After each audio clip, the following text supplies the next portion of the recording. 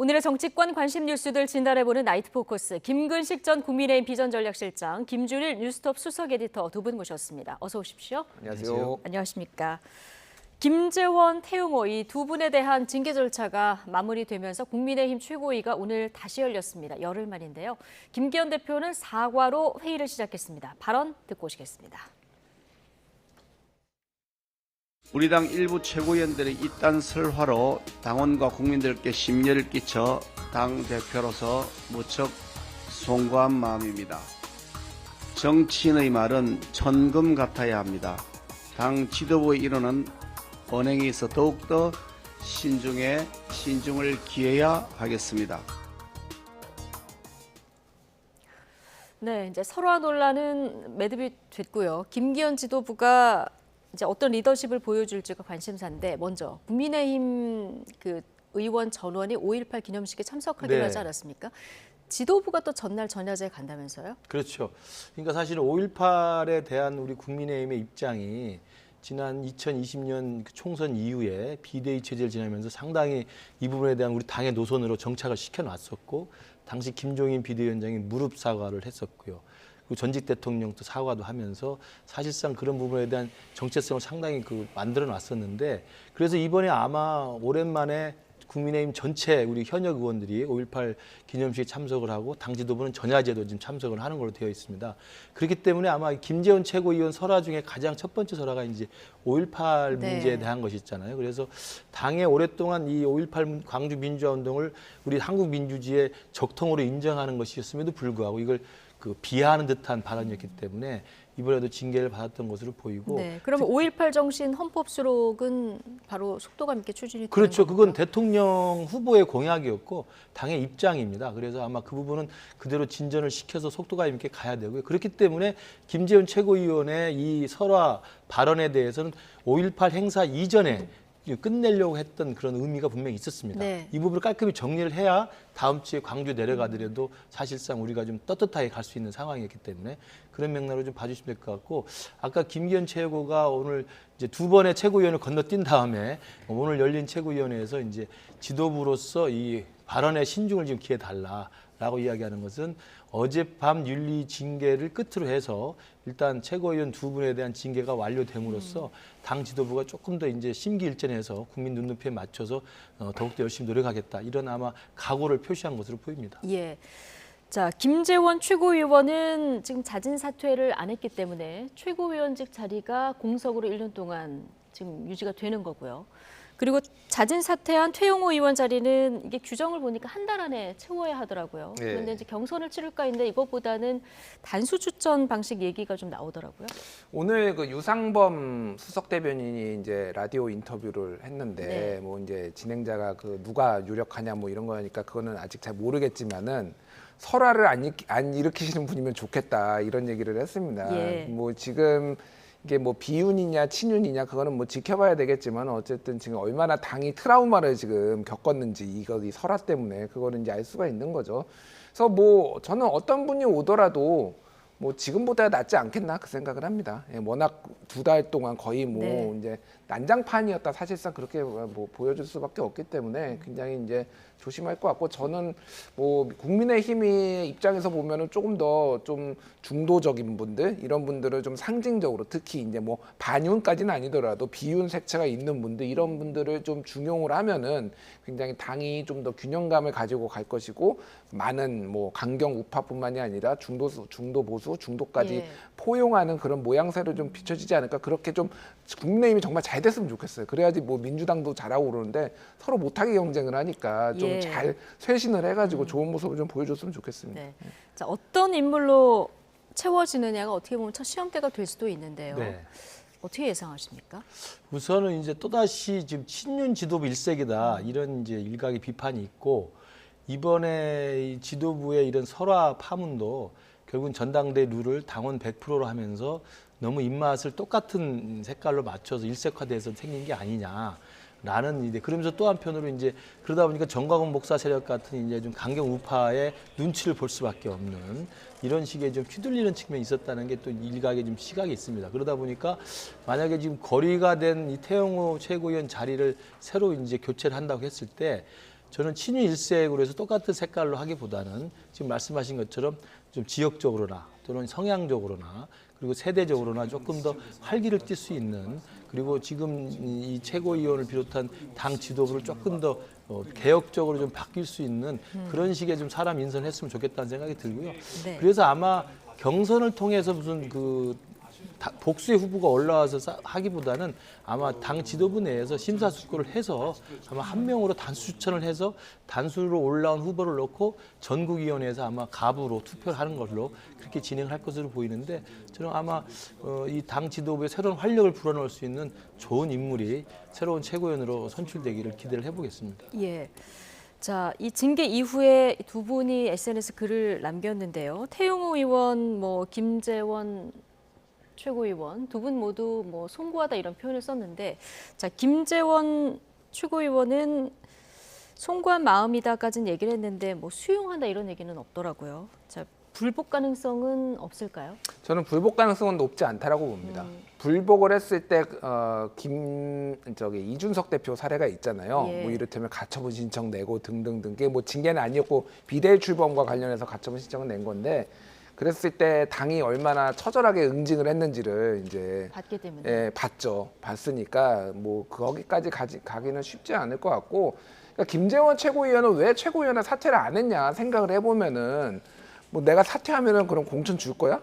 이거죠. 쉽게 얘기를 하면은 지금 지역구도 없는 상황이고 당협위원장도 아니고, 그러면은 차라리 이제 최고위원직을 당원권 정지가 되더라도 지니고 있고 추후에 정치적 모색을 하는 게 낫겠다라고 판단한 것 같습니다. 그래서 청명해주거나 한식해주거나 거의 이런 판단인 것 같은데, 태용호 의원은 본인은 그래도 조금 희망을 가진 것 같아요. 공천을 받을 수 있지 않겠나. 네. 그런데 지금 당 지도부가 태용호 의원한테 공천을 줄까요, 거기를? 그러니까 거기 전략 공천을 공천. 실제로 받을 수 있느냐, 이건 또 다른 문제라는 다른 문제라는 말씀이시죠? 거고, 전략 공천 지역이었잖아요. 사실상 거기는 예. 지난번에는. 근데 이번에 태용호 의원한테 전략 공천을 줄 가능성은 저는 거의 없다라고 보고, 그러면은 이제 경쟁을 붙이겠죠. 그러면 다른 후보들이 벌떼같이 올 겁니다. 예. 태용호를 잡기 위해서 만만하다라고 보고, 내가 좀 가능성이 있다라고 보고, 그래서 저는 가봐야 알겠지만 가능성 높지 않고 아마 다른 험지로 가셔야 되지 않을까. 그럴 가능성이 훨씬 높아 보입니다. 태용호 의원의 지역구인 강남은 국민의힘에서 누구나 가려고 하는 곳이기 때문에 가면은 거의 당선이 그러니까요. 출마가 곧 당선이니까 거기에 태용호 의원을 2번 연속 지금 이 무리를 일으켰는데, 저는 그 가능성 거의 없는데 아마 신랄 같은 희망을 보고 네. 좀 가신 것 같아요. 근데 험지 출마라도 어떻게 해서든 해서 한번 승부를 걸어보겠다 이렇게 보신 것 같습니다. 알겠습니다. 네, 이번 윤리위 결정을 두고 윤상현 의원이 어떤 얘기를 했냐면 좀 퇴로를 남겨줬어야 했다 이런 아쉬움을 표현하기도 했는데요. 실제로 당내에서 분위기가 어떻습니까? 우선 이제 태용호 의원이나 김재원 의원이나 사실 우리 당의 훌륭한 자산이신 분들이고, 우리 당에 대한 오랫동안의 애정과 신의를 지키신 분이라는 생각은 다 똑같습니다. 그렇기 때문에 저는 윤상현 의원이 저런 일관된 입장을 내는 것도 당 내부에서는 저는 좋은 목소리라고 생각을 합니다. 특히나 윤상현 의원 같은 경우 워낙 마당발에 많은 분들하고 굉장히 이 친교 관계가 굉장히 높고 많은 사람들 좀 잘 챙겨주는 그런 스타일이기 때문에 저는 저런 인간적인 의미에서도 저런 말을 해주는 게 좀 의미가 있다고 보는데요. 그러나 이제 워낙 태용호 최고위원의 이 설화와 김재원 최고위원의 발언 같은 경우는 예. 당의 이미지에 너무나 많은 부정 영향을 미쳤고, 특히나 5.18 관련이나 정광훈 목사 같은 강경 우파와의 이 절연을 못하는 문제가 계속 김기현 지도부의 발목을 잡았던 측면이 있고, 이건 당의 정체성과 관련된 거기 때문에, 그다음에 태용호 최고위원은 막판에 터져나온 이 공천 녹취록 파문이라는 것이 당과 대통령실에 엄청난 정치적 부담을 일정 정도 분명히 야기한 측면이 있기 때문에 충분히 인간적으로 퇴로를 열어줘야 된다는 그런 문제 제기에 동의를 하면서도 당으로서는 이른바 읍참마속의 심정으로 분리를 해낼 걸 분리해내야 된다. 그리고 정리를 할 건 정리해야 된다는 그런 생각들이 좀 지배적이었고요. 그러다 보니까 윤리위원회에서 좀 강한 어조로 아마 징계를 한 것 같고, 다만 태용호 의원은 이제 자진 사퇴라고 하는 일단 개전의 정을 보였기 때문에 정상 참작에 아마 양형이 좀 반영이 된 것 같고, 김재원 최고위원은 아까 말씀하신 것처럼 이래나 저래나 큰 퇴로가 없기 때문에 일단 최고위원직을 가지고 있는 것이 그나마 향후의 정치적 변화 가능성을 염두에 둔다면 그게 오히려 낫지 않겠느냐는 계산을 한 것으로 보입니다. 예. 자, 이런 가운데 어제 이재명 대표와 만나서 국민의힘 지도부와 대통령실에 쓴소리를 한 홍준표 대구시장. 오늘도 비슷한 취지의 발언을 이어갔습니다. 김기현 대표 발언까지 함께 듣고 오시죠. 당선된 이후로 정광훈한테만 전화 열심히 했지 나한테는 한 일도 없어요. 사이비 종교 세력하고 좀 끊으라고 했지만은 그거는 못 끊고 갑자기 나를 손절하려고 덤비니까. 홍준표 지사가 이재명 대표 만난 사실 말씀 관련해서 어떻게 생각하시는지. 당내 여기저기서 이런저런 말씀들 하시니까 뭐 그런가 보다 하고 듣고 있습니다. 네, 그런가 보다 하고 있습니다. 얘기까지 듣고 왔는데 홍준표 대구시장이 어제는 김기현 대표를 향해서 옹졸하다 이런 얘기를 했고 오늘은 당선된 이후로 전광훈 목사에게만 전화했다 이렇게 얘기를 계속하고 있는데 홍 시장의 김기현 대표 때리기는 왜 이렇게 계속되는 걸까요? 뭐 김재원 최고위원 얘기를 할게요. 네. 홍준표 시장하고 김재원 최고위원하고 원래 안 좋았는데 특히 대선 경선 기간 중에 이제 김재원 최고위원이 방송에 나가가지고 홍준표 시장을 좀 저격하거나 뭐 이렇게 좀 뭐 비하까지는 아니더라도 뭐 이렇게 윤석열 후보를 좀 편드는 발언을 많이 했어요. 그때 굉장히 홍준표 시장이 경로를 했었거든요. 그래서 사퇴해야 된다 막 이런 얘기를 막 했었습니다.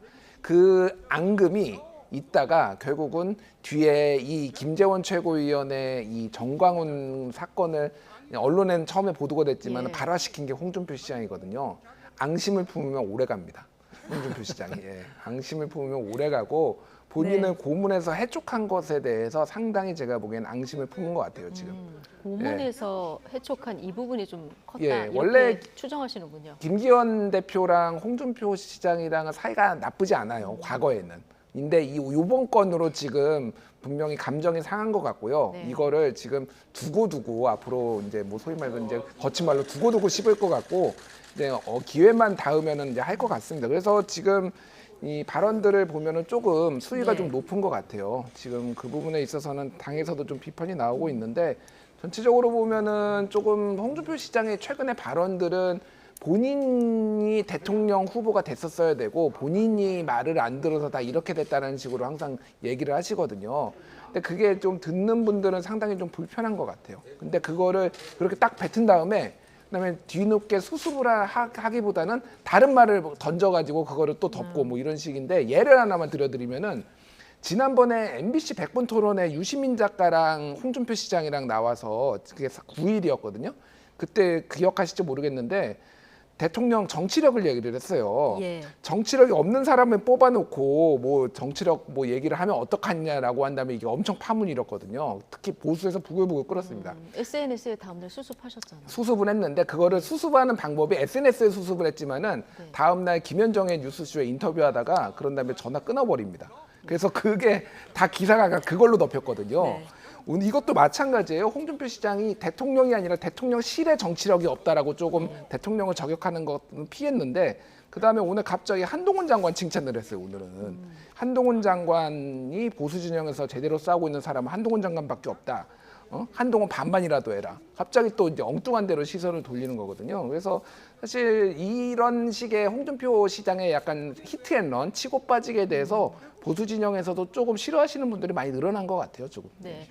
기억력이 엄청 좋으신 우리 김준일 에디터가 홍준표 대구시장의 발언들을 좀 쭉 정리를 해주셨는데 자 무엇보다 대통령실을 향해서 이제 비판을 하면서 오늘도 정치력이 부족한 게 팩트다 이렇게 다시 한번 꼬집었거든요. 당내에서는 뭐 분별력이 좀 떨어진 것 같다 이런 비판까지 나왔는데요. 그러니까 어제 이재명 대표를 만난 자리에서 했던 게 김기현 대표 옹졸하다. 그리고 대통령실이 정치력이 없다. 이 두 개가 가장 큰 기사거리 아니었습니까? 근데 오늘 사실은 이제 또 방송 인터뷰에서 그런 비슷한 이야기를 또 다시 한번 팩트 체크를 해준 거예요. 대통령실이 그렇다는 건 사실이고 예. 김기현 대표가 정광훈 목사만 전화했지 나한테 전화 안 했다. 이거 옹졸하다는 뜻 아니겠습니까? 이야기를 하고 있는데 저는 홍준표 대표가 때로는 뭐 쓴소리도 하고 또 당의 원로로서 또 대선 후보 경선에 뛰어들었던 대선 주자로서 당을 위해서 저는 이러저러한 고언과 충을 할 수 있다고 생각합니다. 그러나 어제 이재명 대표를 만난 자리에서 그 이야기를 하는 것은 저는 분명히 옳지 않다고 생각을 합니다. 이재명 대표가 누굽니까 지금 우리 윤석열 정부와 싸웠던 경쟁했던 민주당의 대선 후보였고 지금 민주당의 현직 대표고 민주당 내에서도 지금 우리 당에서는 가장 지금 그 적대 관계에 있는 사실은 이 사법 리스크의 장본인이란 말이에요. 그러면 이재명 대표를 만나서 또 어제가 공교롭게 윤석열 정부 취임 1주년 아니겠습니까? 그런 상황에서는 적어도 홍준표 시장이 당의 원로고 당에서 대선 주자급이라고 한다면 야당 대표에게 따끔하게 질책하는 한마디를 먼저 했어야 된다고 생각합니다. 왜 이 발목을 잡느냐? 그리고 왜 본인에 대해서는 이렇게 내로남불이냐? 그리고 왜 정부의 성공을 돕지 않느냐라는 이야기를 했었다는 이야기를 들어본 적이 없습니다. 그 이야기를 하지 않고 홍준표 시장의 입장에서 이재명 대표 앞에 면전에서 당을 욕하고 당대표를 비난하고 대통령실 비난하는 것은 제가 어떤 경우로도 그 이야기가 팩트든 아니면 쓴소리가 충심해서 일어난 순소리든 간에 저는 부적절한 언행이었다고 생각을 합니다. 그렇기 때문에 홍준표 대표는 주위에 사람이 아무도 없는 거예요. 대구시장은? 네, 예. 홍준표 시장님은. 그러니까 전부 모두 까기로 하다 보니까 계속 싸울 때마다 그 사람들하고 적을 지고 그 사람들에 대해서 그 각을 세워서 싸우기 때문에요.